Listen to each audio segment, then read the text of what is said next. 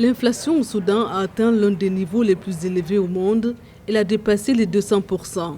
Le pays souffre d'une pénurie chronique de devises fortes qui entraîne de longues files d'attente pour l'achat d'aliments de base comme le pain ou le carburant. L'inflation au Soudan a atteint 230% en glissement annuel en octobre 2020, un record qui équivaut à un triplement des prix d'après les chiffres de l'Institut national des statistiques.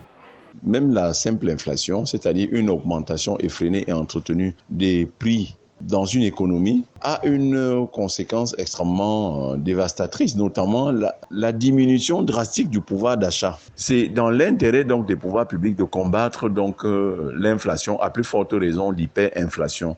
Ce sont la nourriture et la hausse des loyers qui ont pesé le plus lourd dans cette augmentation. En août, l'inflation avait déjà atteint 166,83%. Parallèlement, la monnaie nationale est en chute libre, oscillant entre 240 et 250 livres soudanaises pour $1 contre environ 85 livres il y a un an.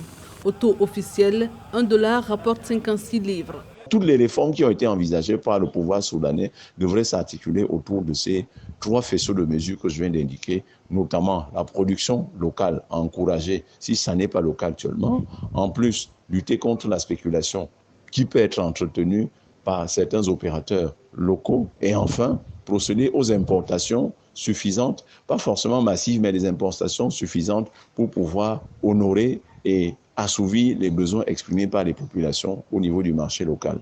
Le gouvernement a accumulé d'énormes déficits budgétaires en subventionnant le coût du carburant, puis a financé les déficits en imprimant de la monnaie. Rien qu'en septembre, la masse monétaire a augmenté de 7,13% selon la Banque centrale du pays.